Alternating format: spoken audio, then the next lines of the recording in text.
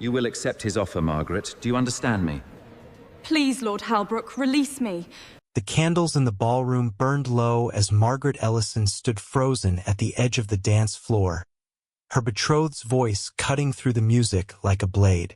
You will smile, and you will dance, and you will remember whose name you carry, Lord Halbrook hissed, his fingers tightening around her wrist beneath the folds of her gown. Margaret's heart pounded. 3 months of engagement, and already she felt like a bird locked inside a gilded cage, her wings clipped before she'd ever learned to fly. Across the room, laughter rose from a cluster of guests, and through the crowd, she saw him, a stranger, tall, dark-coated, standing utterly still while the world moved around him, watching her with an intensity that made her breath catch. She did not know his name but did care. In one desperate heartbeat, Margaret pulled her wrist free, crossed the ballroom floor before her courage could fail her, and pressed her lips against his. Gasps rippled through the room like wildfire. Lord Halbrook went rigid, his face draining of color. The stranger did not pull away. When she finally stepped back, breathless and trembling, the doors at the far end of the hall swung open, and a footman's voice rang out clear as a bell. His Grace, the Duke of Marlstone. Every head turned toward the very man she had just kissed. Margaret's blood turned to ice. She had just destroyed her engagement in front of all of society, and ruined herself in the arms of the one man in England she could never take back. If you're watching this, drop a comment and tell me where in the world you're watching from tonight. Hit like if you're ready for this story, and subscribe so you don't miss what happens next. The ballroom fell into a silence so complete that Margaret could hear her own heartbeat pounding in her ears. Every eye in the room had turned toward the tall stranger she had just kissed, the man now revealed as Julian Ferrers, Duke of Marlstone. She felt the blood drain from her face. The champagne glasses on the nearby table seemed to blur before her eyes. She had chosen him at random, a stranger's shoulder to lean her rebellion against, never imagining he was the very man half the room had been waiting all evening to greet. Your Grace. The words slipped from her lips before she could stop them. Thin and trembling, Julian said nothing at first. His dark eyes studied her with an unreadable calm that unsettled her more than anger would have. Then, slowly, a faint smile touched the corner of his mouth, as though he found the entire scene rather more amusing than scandalous. Lord Gerald Halbrook shattered the silence. "What is the meaning of this?" he demanded, striding forward, his voice cracking through the ballroom like a whip. His hand shot out to seize Margaret's arm, but she stepped back before he could reach her, putting herself just out of range. "I believe the meaning is quite plain, Halbrook," Julian said, his voice low and even, carrying easily across the stunned crowd. "The lady kissed me. I did not object." A ripple of scandalized murmurs spread through the guests. Fans snapped open to hide smirking mouths. Somewhere near the punch table, a dowager gasped loudly enough to be heard 3 rooms away. Margaret's mother, Lady Harriet Ellison, pushed through the crowd with her husband close behind. Sir Walter Ellison's face had gone the color of ash. "Margaret, what have you done?" her mother whispered, gripping her daughter's hand so tightly it hurt. "I did what I had to," Margaret said quietly, though her voice shook. "I could not marry him, Mother. Not after what I heard." Her father's eyes narrowed. "Heard? Margaret, this is not the place." "Then where, Father?" she said, louder now, months of silence breaking loose all at once. "In the carriage where he tells me how to speak. In the drawing room where he tells me who I may call friend. I have swallowed every word for 3 months. I will not swallow this." Halbrook's jaw tightened, a vein pulsing at his temple. "You will regret this humiliation, Margaret. I promise you that. The only thing I regret, Margaret said, meeting his eyes without flinching, is not doing it sooner.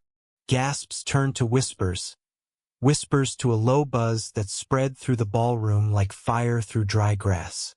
Holbrook turned on his heel and stormed toward the doors, shoving past a startled footman without a backward glance. The doors slammed behind him hard enough to rattle the chandeliers overhead. For a moment nobody moved. Then Julian extended his arm toward Margaret with an ease that suggested nothing unusual had occurred at all. "Might I request the next dance, Miss Ellison? Since it seems the evening has already been made memorable." Margaret stared at him, uncertain whether to laugh or weep. Around them, dozens of eyes waited to see what she would do. She placed her hand in his. The orchestra, after a stunned pause from the musicians' gallery, began to play once more. Julian led her onto the floor, his hand warm and steady at her waist, and for a moment the scandal around them seemed to blur into the golden candlelight and the swirl of silk skirts. "You have no idea who I am," Margaret said under her breath as they moved through the steps. "I could be anyone, a fortune hunter, a mad woman. You could be," Julian agreed, his eyes glinting with quiet amusement. "But I rather think you are neither. I think you are a woman who has been told what to do for far too long." And tonight decided she was finished listening. Margaret's breath caught. He had read her in the space of a single dance, more clearly than Holbrook had managed in 3 months of courtship. "You should not have let me kiss you," she said. "You have made yourself part of a scandal that has nothing to do with you." "On the contrary," Julian said, turning her gracefully beneath the chandelier's glow.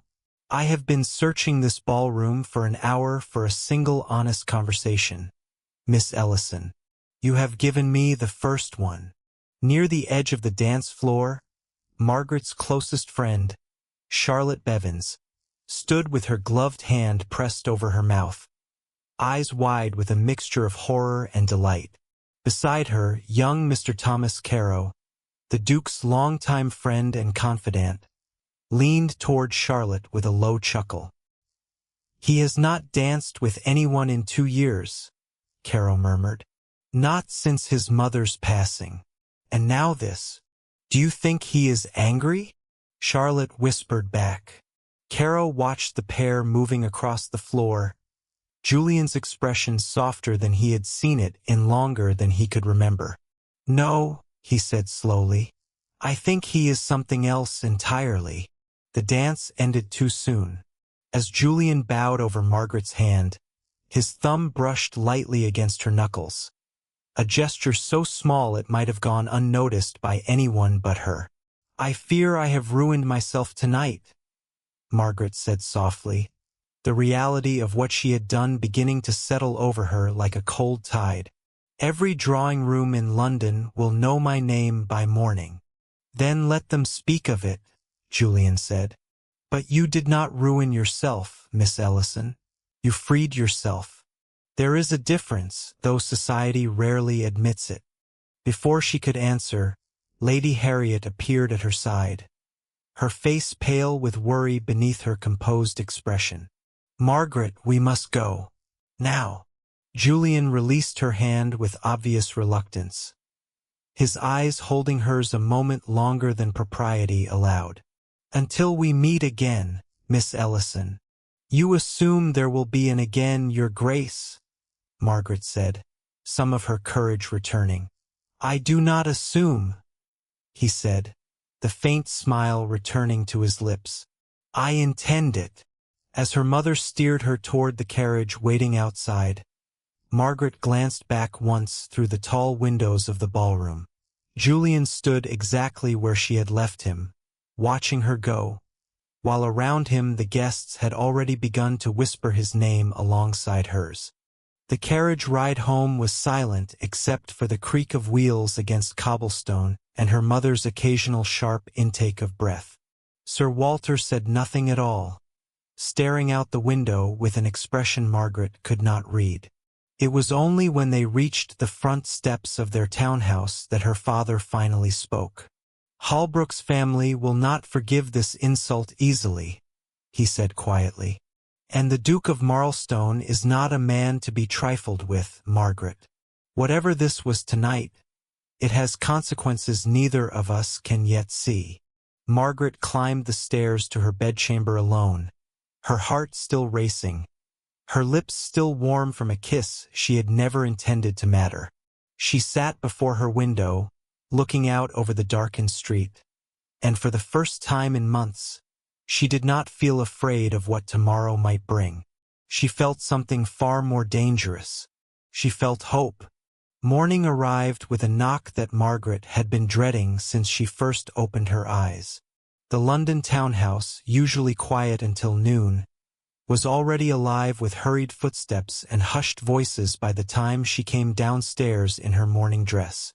A stack of calling cards sat on the silver tray in the entrance hall, taller than she had ever seen it. Word of the ballroom scandal had clearly outpaced even the fastest carriage through the city streets. Her mother stood by the drawing-room window, still in her dressing gown, staring down at the street below where a small cluster of curious onlookers had gathered near the front gate, pretending to admire the flowers while stealing glances at the house. "They have been standing there since dawn," Lady Harriet said without turning around, "waiting to see if you will show your face." Margaret joined her at the window, watching the small crowd whisper among themselves. "Let them wait." Her mother finally turned, her expression a mixture of exhaustion and something gentler underneath it. "You have made yourself the talk of every breakfast table in London, Margaret. I hardly slept." "I am sorry for the shame I have brought you," Margaret said quietly. "I am not sorry for refusing him." Sir Walter entered the room then, a folded newspaper tucked beneath his arm, his face drawn and tired in a way that made him look older than his years. He set the paper down on the table without a word, and Margaret's stomach turned cold when she saw the headline. "Broken Engagement Shock Society, Miss E. and the Reclusive Duke. They have already given you initials," her father said grimly. "By tomorrow they will have your full name, and by the week's end, likely an entire invented history to go along with it." Margaret closed her eyes briefly, steadying herself. She had known there would be consequences. She had not fully understood how quickly the machinery of gossip could turn a single moment into a story that no longer belonged to her. A carriage rattled to a stop outside, and moments later Charlotte Bevins burst into the drawing-room without waiting to be announced, her bonnet still tied loosely beneath her chin. "You are alive," Charlotte said breathlessly. "I half expected to find you had fled the country." Despite herself, Margaret laughed, the sound cracking with relief at the sight of her friend's familiar face. "Not yet, though the idea has occurred to me more than once since sunrise." Charlotte took her hands, her eyes bright with an excitement she was clearly struggling to contain out of respect for the seriousness of the situation. "Everyone is speaking of nothing else." Mrs. Redgrave nearly fainted twice recounting it at breakfast, though she was 3 rooms away when it happened and saw none of it herself. "Wonderful," Margaret said dryly. "My ruin has become a performance." "It is not ruin they speak of," Charlotte said, lowering her voice as though the walls themselves might be listening. "It is wonder. Nobody has ever seen the Duke of Marlstone smile at a ball, let alone dance. Do you know how long it has been since he attended one at all?" Margaret shook her head. 2 years, Charlotte said. "Not since his mother passed. He has kept to Marlstone Hall almost entirely, refusing every invitation sent his way. And last night, of all people, of all moments, you appear in his arms." Before Margaret could respond, a footman entered and cleared his throat apologetically. "Forgive the intrusion, miss. A letter has arrived." It bears the Marlstone seal. The room went still. Lady Harriet's hand rose to her throat. Sir Walter set down the newspaper entirely, his eyes fixed on the cream-colored envelope in the footman's gloved hand. Margaret crossed the room and took it with fingers that were not quite steady. The wax seal bore an emblem she had never seen before, a hawk in flight above a crown of oak leaves, pressed deep into the crimson wax. She broke it and unfolded the letter. Miss Ellison, I understand that last night has placed you in a position neither of us anticipated. I do not offer this letter as an apology, for I regret nothing that occurred between us. I offer it instead as an invitation. Marlstone Hall holds a garden party this Thursday, modest by London standards but sincere in its welcome. I would consider it an honor if you and your family would attend, that society might see for themselves there is nothing shameful in honesty. Yours, Julian Ferrers, Duke of Marlstone. Margaret read the letter twice before she trusted herself to speak. When she finally looked up, she found both her parents watching her with matching expressions of disbelief. He wishes us to attend a garden party, she said slowly. At Marlstone Hall. Absolutely not, her father said immediately. Margaret, think of what you are suggesting. To appear publicly beside him again so soon, it would confirm every rumor already circling this house. Or, Margaret said, a new steadiness entering her voice, it would prove I have nothing to hide.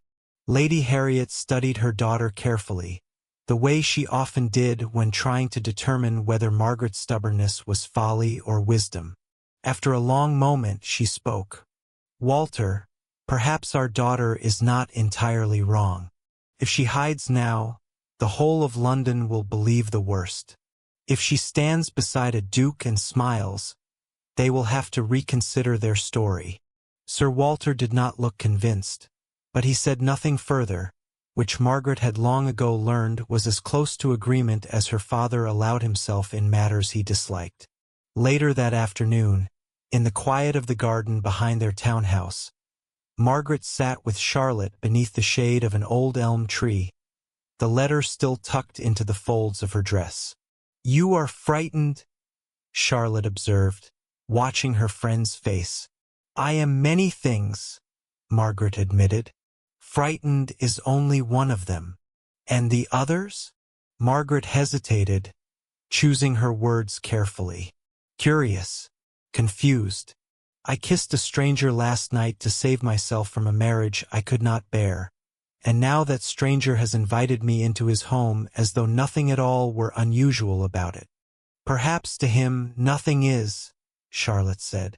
Perhaps he has spent so long inside those walls, avoiding society, that he no longer remembers how to be careful. Margaret considered this, turning it over in her mind.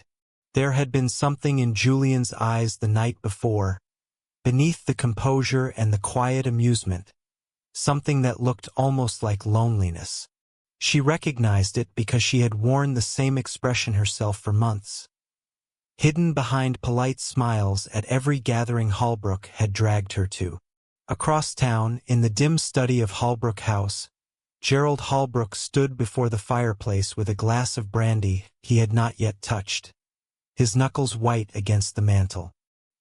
His younger sister, Eleanor Holbrook, sat curled in a chair near the window, watching him with the wary patience of someone who had learned to read her brother's moods long before he spoke a single word. You cannot simply drink and glower forever, Gerald, she said finally. She humiliated me in front of half of London, he said without turning. In front of men I have known my entire life. Men who will now whisper behind their hands every time I enter a room. You do not seem heartbroken, Eleanor observed carefully. You seem furious. Those are not the same thing. Gerald's jaw tightened. It does not matter which it is. What matters is that Margaret Ellison will regret last night before this season has ended.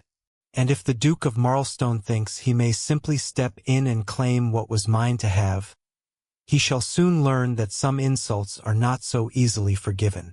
Eleanor said nothing further, though the look on her face suggested she did not fully share her brother's certainty, nor his appetite for revenge. By evening, the invitation to Marlstone Hall had become the only subject discussed in the Ellison household. Servants whispered about it in the kitchens. Sir Walter paced his study long after the candles had burned low, and Margaret sat once more at her window, the letter open on her lap, reading Julian's words again beneath the pale wash of moonlight. "I regret nothing that occurred between us." She did not know what frightened her more, the thought of facing society again so soon, or the small, treacherous warmth that spread through her chest each time she recalled the steadiness in his voice as he had spoken those words aloud in front of everyone. Thursday could not arrive soon enough, and yet Margaret feared it more than she had ever feared anything in her life.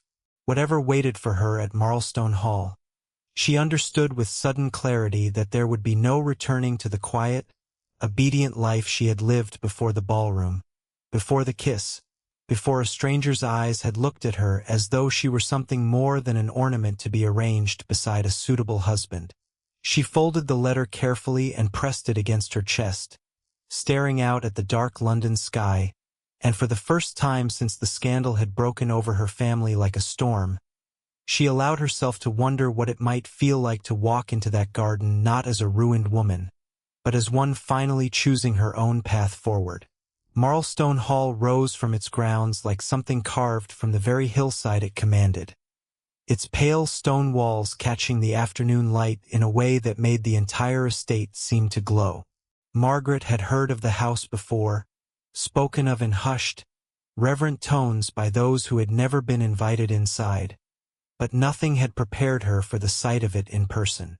The carriage rolled through wrought iron gates flanked by ancient oaks, their branches meeting overhead to form a canopy of dappled sunlight along the winding drive.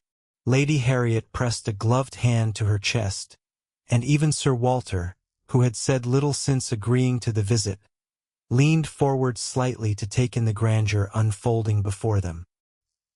"He did not exaggerate when he called it modest," Margaret murmured, earning a startled laugh from her mother despite the tension still lingering between them.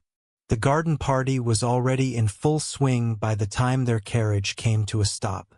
Rows of white pavilions dotted the sweeping lawn, their canvas roofs rippling gently in the breeze, while long tables draped in fine linen bore trays of delicate pastries and crystal pitchers of lemonade catching the sun like scattered diamonds. Guests moved among the flower beds in clusters, their voices a low, pleasant hum beneath the birdsong drifting from the nearby hedgerows. Margaret's stomach tightened as heads began to turn the moment she stepped down from the carriage. She could feel the weight of every gaze, some curious, some openly disapproving, a few unmistakably delighted by the scandal now walking among them in the flesh. "Chin up," Charlotte whispered, appearing suddenly at her side in a swirl of skirts. "Let them look. You are not the one who should feel ashamed." Before Margaret could respond, Julian appeared at the edge of the crowd, cutting a clean path toward her with the unhurried confidence of a man entirely unbothered by the attention his approach drew. He bowed slightly over her hand, and for a moment, the murmuring guests around them seemed to fall away entirely. "Miss Ellison, I confess I was not certain you would come. I confess I was not certain I should," Margaret admitted, a faint smile tugging at her lips despite herself. "Your invitation was rather bold, Your Grace." "I have been told boldness suits me," Julian said, offering his arm. "Walk with me. There are several people I believe you should meet, and I would rather you hear their names from me than from the whispers already circling the lawn." As they moved through the gathering, Julian introduced her to a procession of faces. His Aunt Lady Frances Ferrers, a sharp-eyed widow who studied Margaret with open curiosity before offering a rare, approving nod. His steward, a broad-shouldered man named Mr. Nathaniel Price, who greeted Margaret warmly and spoke of the estate's tenant farms with obvious pride, and a cluster of Julian's old university friends, who regarded Margaret with the particular fascination reserved for the woman who had finally coaxed the reclusive Duke back into society. It was near the rose arbor that Margaret first noticed Eleanor Holbrook standing apart from the others, half hidden in the shade, watching the party with an expression that seemed far too troubled for so pleasant an afternoon. "You seem to know her," Julian observed quietly, following her gaze. "She is Lord Holbrook's sister," Margaret said. "I did not expect to see her here. She was invited before last week's events made things complicated," Julian said. "I did not think it fair to withdraw the invitation on her brother's account.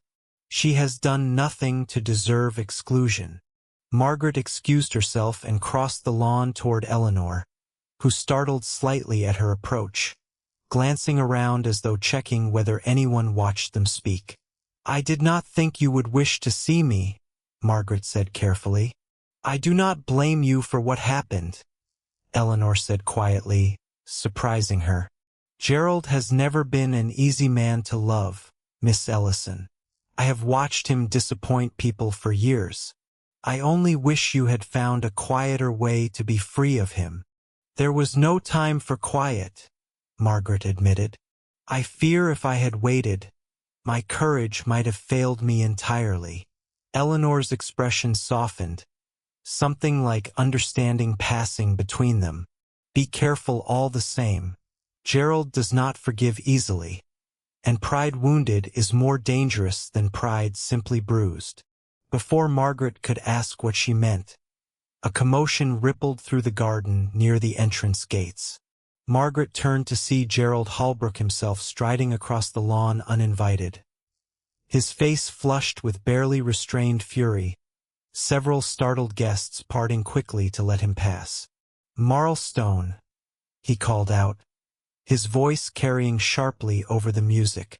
"A word, if you would be so gracious."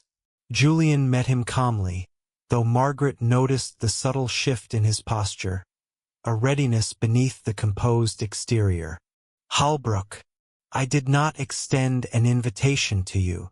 "No," Gerald said, his eyes flicking toward Margaret with undisguised contempt. "You extended it to the woman who made a fool of me in front of half of London, and I have come to see for myself whether the rumors of your growing attachment are truth or merely more gossip for the papers. Whatever attachment exists between myself and Miss Ellison," Julian said evenly, "is no longer any concern of yours. You forfeited that concern the moment she chose to end your engagement." A murmur rippled through the nearby guests, several drawing closer despite themselves, unable to resist the unfolding scene. "You think yourself clever," Gerald said, his voice lowering into something colder, more dangerous, "taking what was mine simply because your title outranks my own. But titles do not erase debts owed, nor promises made in confidence between gentlemen." Margaret's blood ran cold. What debts? What promises? Gerald's smile was thin and humorless. "Ask your father, Miss Ellison, what arrangements were made before your engagement was announced. Perhaps the reason you were so eager to marry me had less to do with affection than either of us cared to admit." Sir Walter, who had been standing nearby speaking with Lady Frances, went suddenly pale, stepping forward with obvious alarm. "Holbrook, that is quite enough." "Is it?" Gerald asked, turning his attention toward Margaret's father with a cruel satisfaction. "Or shall I explain to your daughter and her new admirer exactly why our families were so eager to see us wed? There will be no further discussion of private matters at my garden party," Julian said, his voice hardening into something that silenced the murmuring crowd instantly. "You are welcome to speak with Sir Walter privately if you wish to air old grievances. You are not welcome to turn my home into a stage for your bitterness." For a long, tense moment, Gerald held Julian's gaze, something calculating flickering behind his eyes. Then, with a curt, mocking bow, he turned on his heel and strode back toward the gates, leaving a wake of whispers trailing behind him. Margaret turned to her father, her heart pounding. What was he speaking of? What arrangements? Sir Walter's expression had gone carefully blank, the practiced stillness of a man unwilling to reveal what troubled him. Not here, Margaret. I promise you we shall speak of it, but not here, not now. Julian stepped closer, his voice low enough that only Margaret could hear. Whatever burden you carry, you need not carry it alone this afternoon. Come. Let the party remember why they came, not why he left. He led her toward the center of the lawn, where a small string quartet had begun to play beneath a canopy of climbing roses, and for the next hour, Margaret allowed herself the rare luxury of forgetting, laughing at Lady Frances's sharp observations about the assembled guests, admiring the gardens with Mr. Price, and feeling, for the briefest of moments, as though the world beyond Marlstone's gates did not exist at all. It was only as the sun began its slow descent toward the horizon, gilding the estate in soft amber light, that Julian drew her aside toward a quiet stretch of garden path, away from the lingering guests. You handled him with remarkable grace, he said. Most would have crumbled beneath such an accusation. I am not entirely certain I did not crumble, Margaret admitted. I have never seen my father look so afraid. Whatever the truth is, Julian said gently, you deserve to hear it from him, not from a man determined to wound you both. Margaret studied him in the fading light, the quiet steadiness in his expression that had somehow, in the span of only a week, become something she found herself searching for whenever the world grew too loud around her. Why does this matter so much to you? She asked softly. You barely know me, Your Grace. Julian was quiet for a long moment, his eyes fixed on hers with an intensity that made her breath catch. Because for 2 years, I have moved through this world feeling as though nothing within these walls truly mattered anymore. And then a stranger kissed me in a crowded ballroom, and for the first time since my mother's passing, I remembered what it felt like to feel something at all. The words settled over Margaret like warmth spreading through winter-cold hands, and as the last light of the afternoon faded into evening across the gardens of Marlstone Hall, she understood, with a certainty that both thrilled and terrified her, that whatever waited for her at home, whatever truth her father had yet to reveal, nothing would ever feel quite the same again. The carriage ride home from Marlstone Hall passed in near silence, broken only by the rhythmic creak of wheels against the darkening road and the occasional soft huff of the horses drawing them through the cooling evening air. Margaret sat pressed against the window, watching the last traces of golden light fade behind the hills, her mind circling endlessly around the words Gerald Holbrook had thrown so carelessly into the garden party like a stone through glass. Sir Walter had said almost nothing since they departed, his hands folded tightly in his lap, his eyes fixed on some point beyond the carriage window that Margaret suspected held no scenery at all, only the weight of whatever memory Gerald's accusation had stirred loose. Lady Harriet reached over more than once to touch her husband's arm, a small gesture of comfort that he seemed to accept without truly noticing. It was not until they had returned to the townhouse, and the servants had been dismissed for the evening, that Margaret finally found the courage to speak. "Father, I will not go to bed without an answer," she said, standing in the doorway of his study as he settled heavily into the chair behind his desk. "You promised me an explanation. I would have it now." Sir Walter studied her for a long moment, and Margaret saw, for the first time in her life, genuine uncertainty in her father's eyes. A man who had always seemed so solid and immovable now looking almost lost beneath the weight of whatever he carried. "Sit, Margaret," he said quietly. "This is not a story easily told standing in doorways." She obeyed, taking the chair across from him, her mother slipping quietly into the room to stand near the fireplace. Her arms crossed protectively over herself as though bracing for a storm she already knew was coming. "Years ago," Sir Walter began, choosing his words with obvious care, "before you were born, I made a grave error in judgment. I invested heavily in a shipping venture with a man I believed to be honest. And when the venture collapsed, I found myself facing ruin. Not merely financial ruin, Margaret, but disgrace.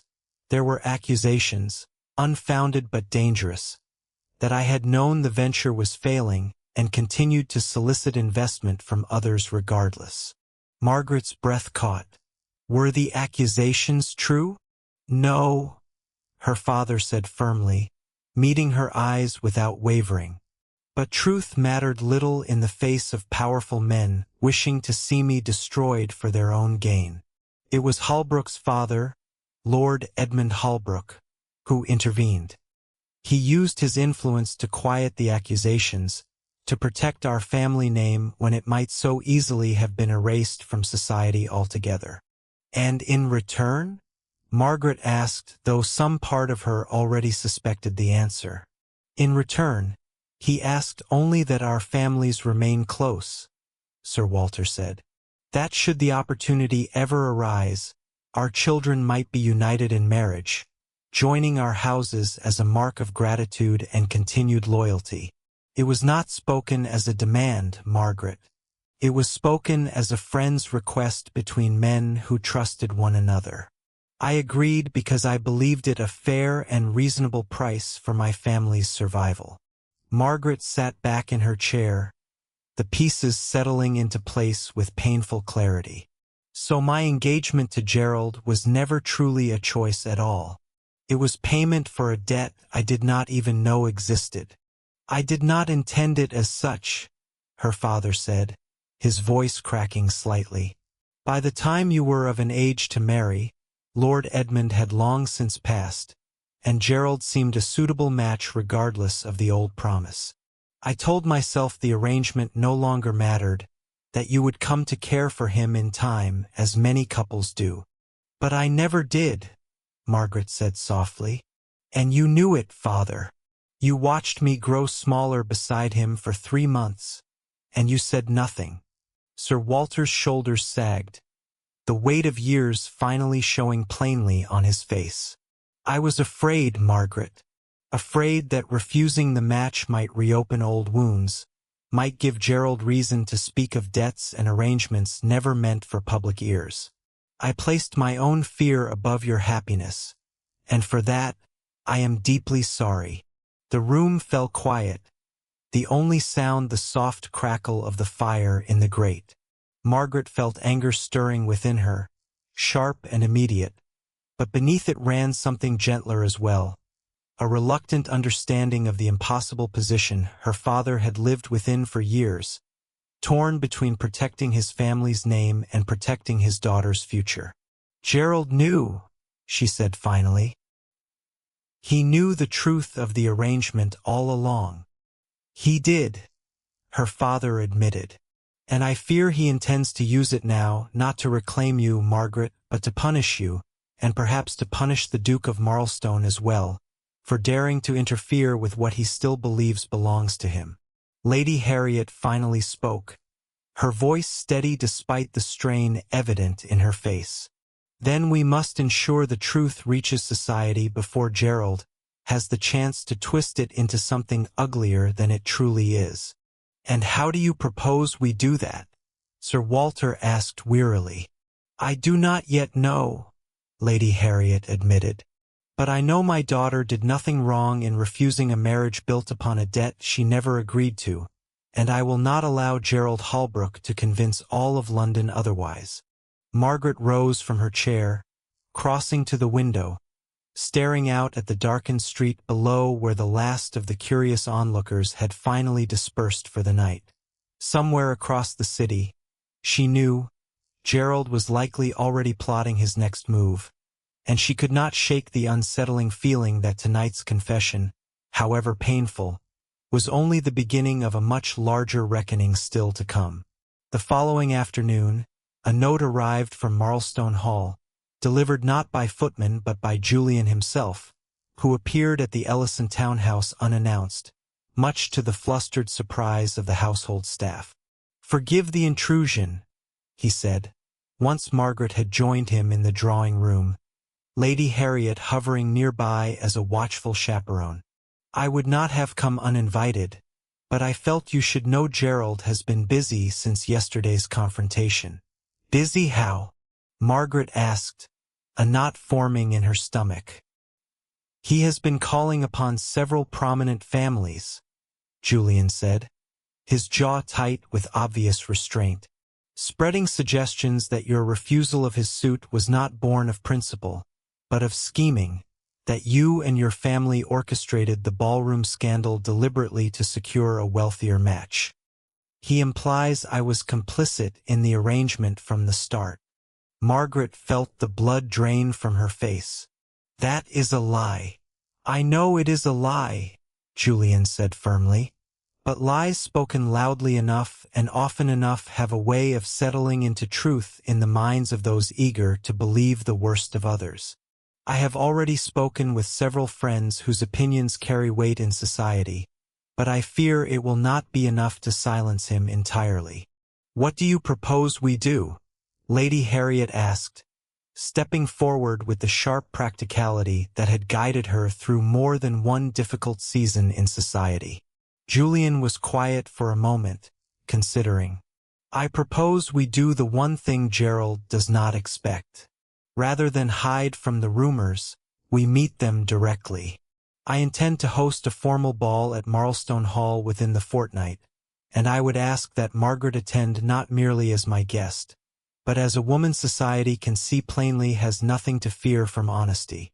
Margaret's heart pounded at the suggestion, equal parts terror and something that felt dangerously close to excitement.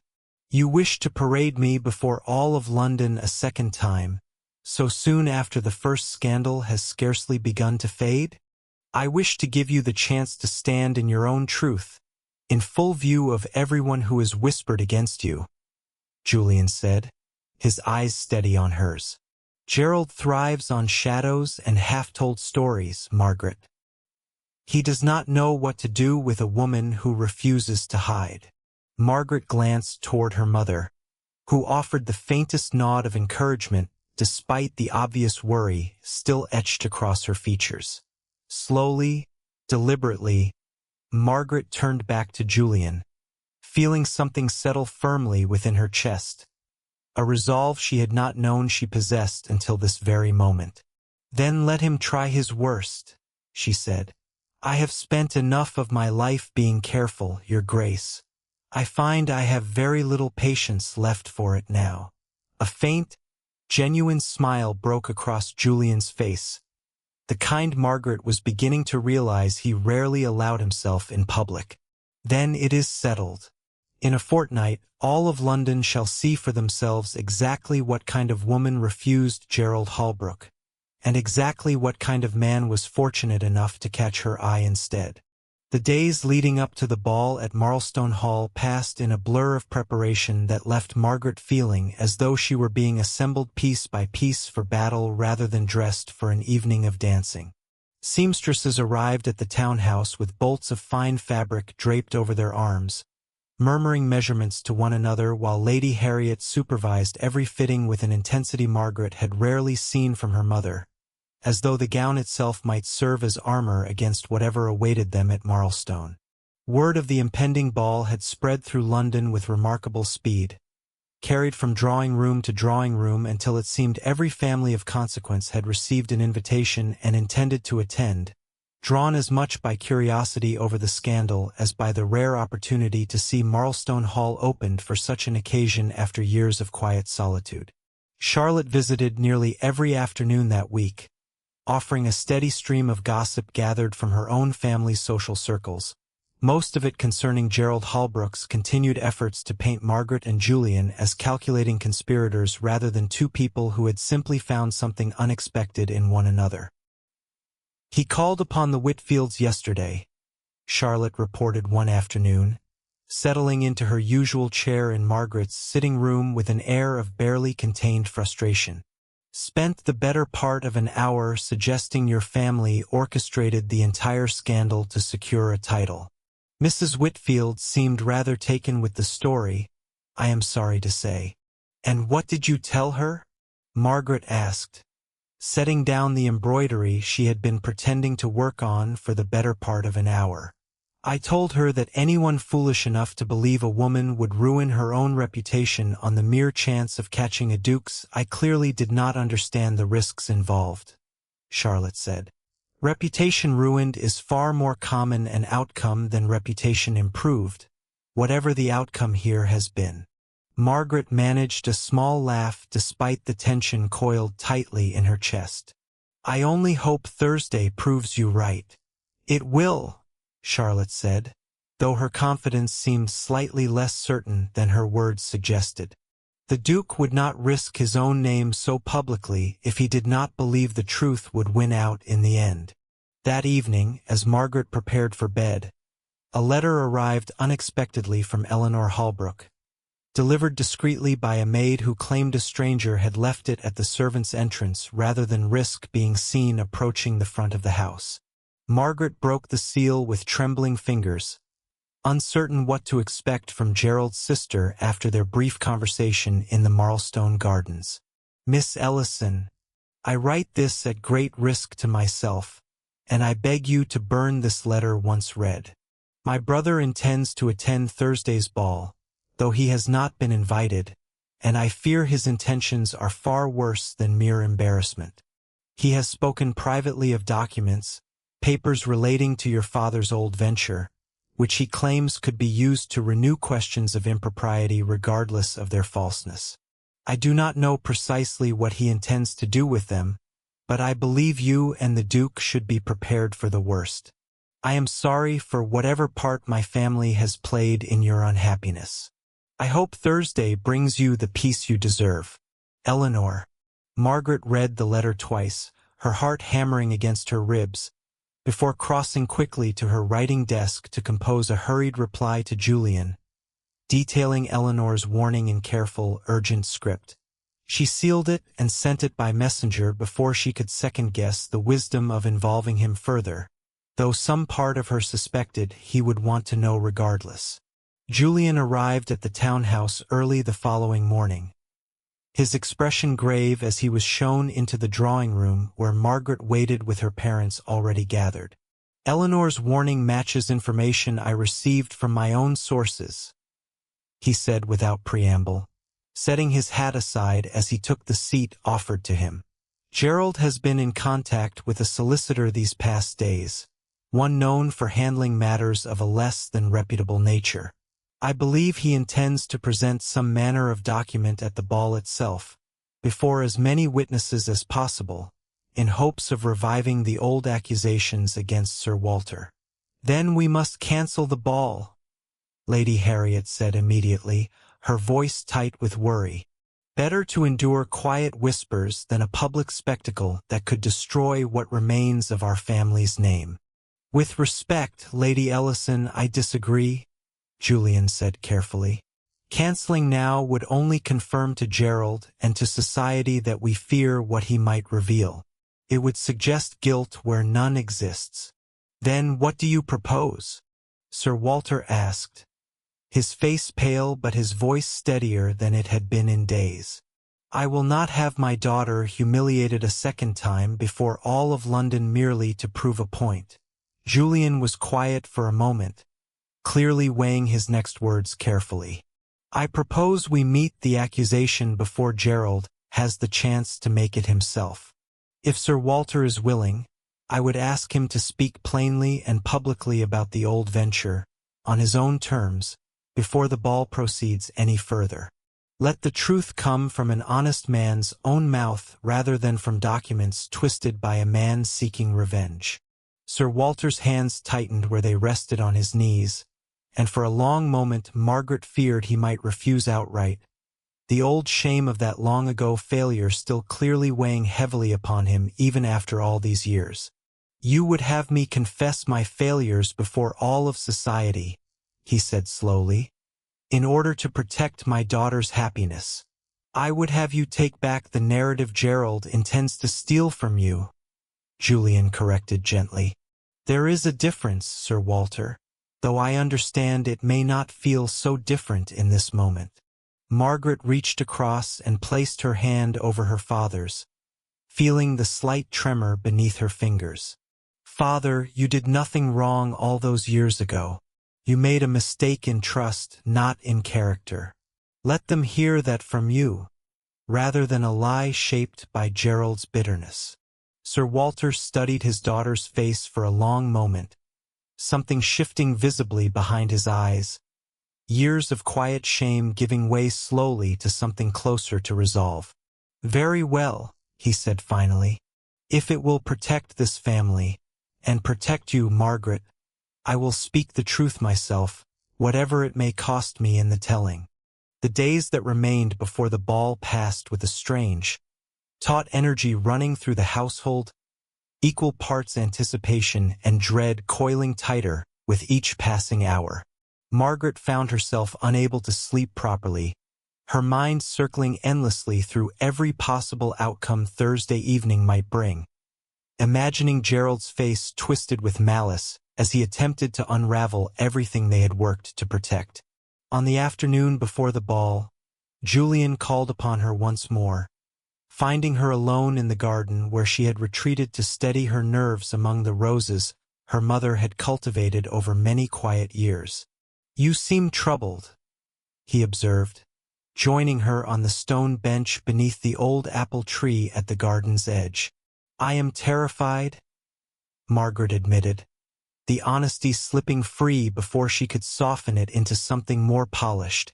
Not merely for myself, but for my father, for what this might cost him even if the truth is heard exactly as we hope. Julian was quiet for a moment, watching the last light of afternoon filter gently through the leaves above them. Fear is not weakness, Margaret.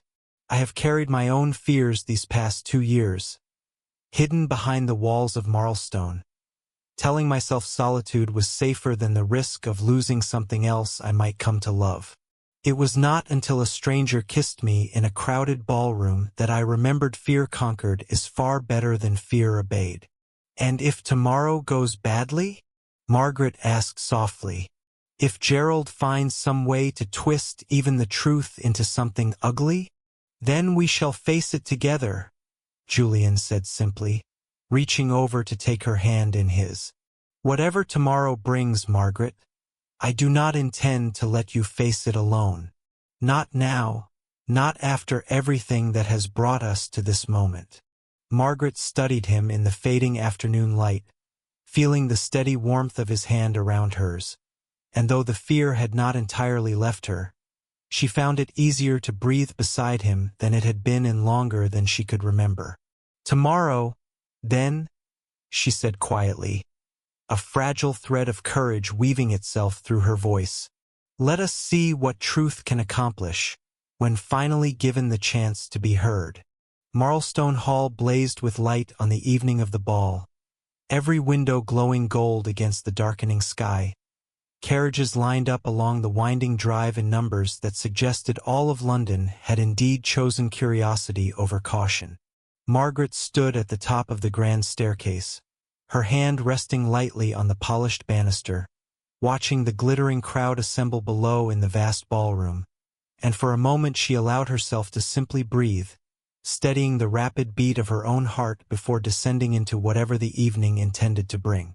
Her gown fell in soft layers around her, the fine embroidery catching the candlelight with every small movement, and though she felt the familiar weight of dozens of curious eyes turning toward her as she began her descent, she found she no longer flinched beneath their scrutiny the way she once might have. Julian waited for her at the base of the staircase, offering his arm the moment her foot touched the final step. His expression calm despite the tension she could sense coiled tightly beneath his composure.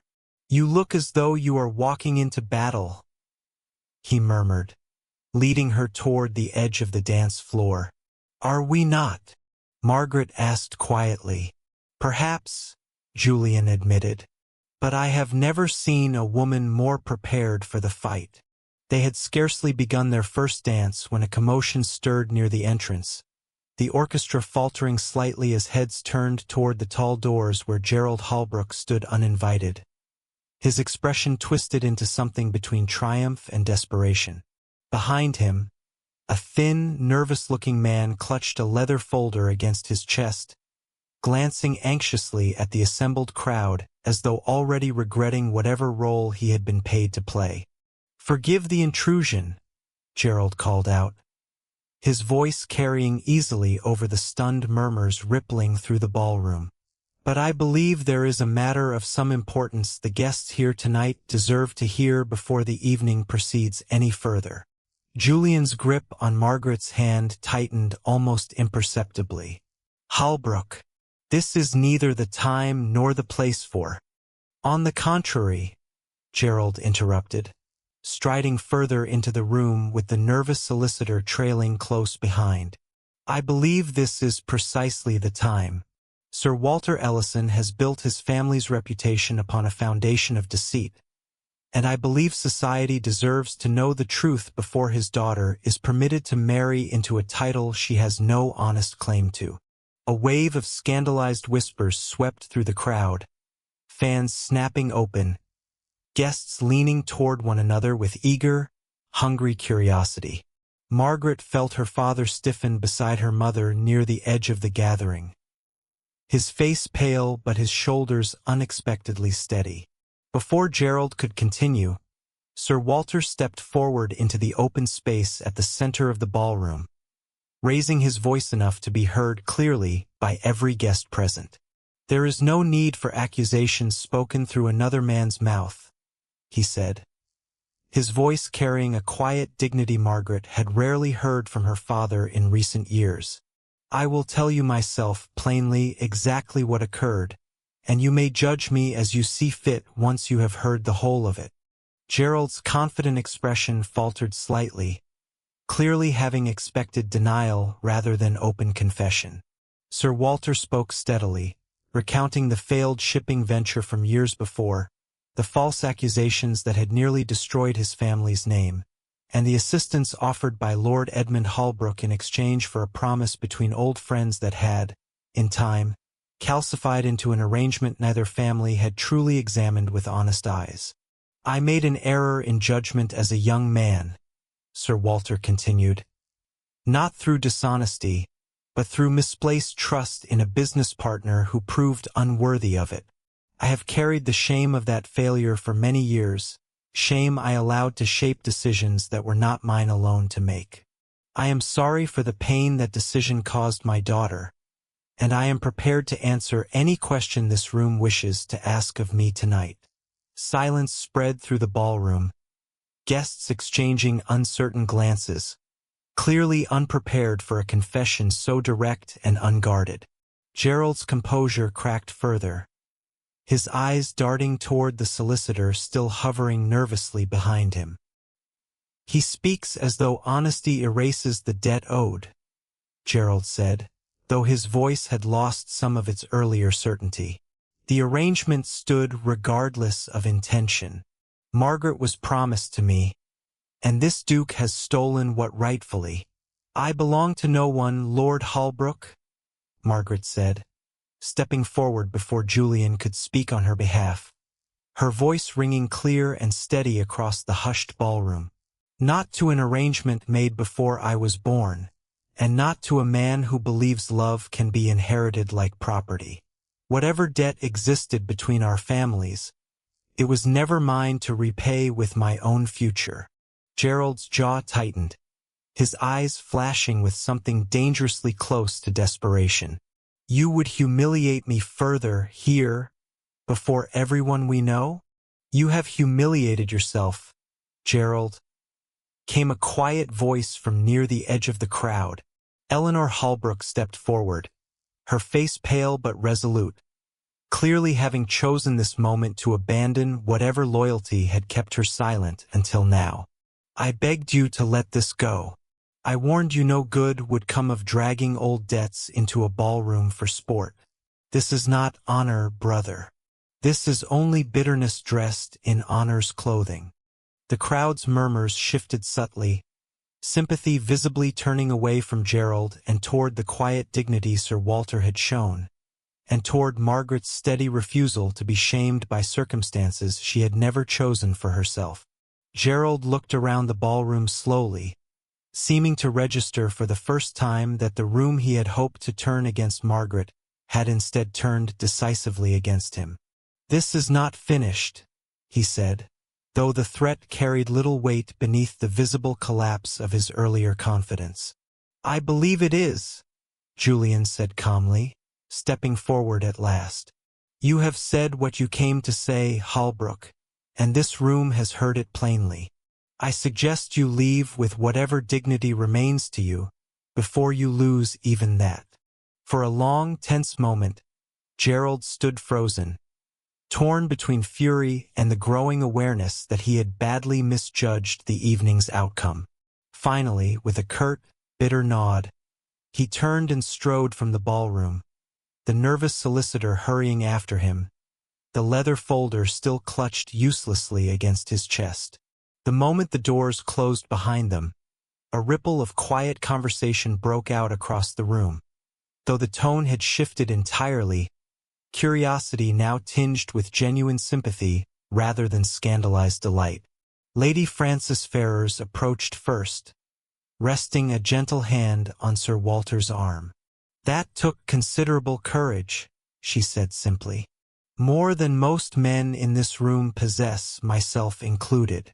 Others followed, offering quiet words of support, and Margaret watched with quiet astonishment as the narrative Gerald had tried so desperately to control slipped entirely from his grasp, replaced instead by admiration for her father's honesty and quiet respect for her own refusal to be silenced.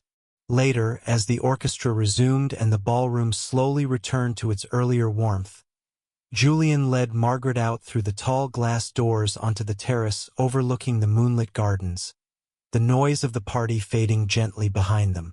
"You were extraordinary tonight," he said, turning to face her fully beneath the pale wash of moonlight. "I had a great deal of help," Margaret admitted, a soft laugh escaping her despite the exhaustion settling through her limbs.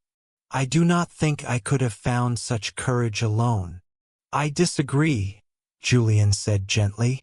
"I think you have carried that courage within you since the moment you crossed a crowded ballroom and kissed a stranger rather than remain silent a moment longer." Margaret studied him in the soft light, remembering that reckless, desperate choice that had somehow led her here, to this quiet terrace, standing beside a man who had become far more than the stranger she had once used to save herself. "I did not know that night that I was kissing my future," she said softly. "Nor did I know I was finally being given a reason to step back into the world," Julian replied, reaching for her hand. "I had convinced myself these past 2 years that solitude was safer than risking love again. You proved me wrong within the space of a single evening." He drew her hand gently to his lips, his eyes never leaving hers. "Margaret Ellison, I do not intend to let this moment pass without saying plainly what I have felt since that very first night. I love you, not for the scandal you brought into my life, but for the honesty you carried with you into every room since, even when honesty cost you dearly." Margaret felt tears gathering, warm and unexpected, as she smiled up at him beneath the quiet stars scattered across the night sky. "I love you as well," she said softly. "I did not expect to find such happiness in the very act that was meant to destroy my future. Yet here I am, standing beside the very Duke I once thought I had ruined myself for." "You did not ruin yourself," Julian said, echoing the words he had spoken to her that very first night, drawing her gently closer. "You freed yourself, Margaret, and in doing so, you freed me as well." As the music drifted softly from the ballroom behind them, blending with the quiet rustle of the garden below, Julian leaned down and kissed her again, this time not as strangers seeking escape from circumstance, but as two people who had found, against every expectation, exactly where they belonged. Beyond the terrace, the lights of Marlstone Hall glowed warmly against the night, and within its walls, the scandal that had once threatened to destroy them both had quietly transformed into the very beginning of a love neither of them had dared to imagine, when a single desperate kiss had first changed everything.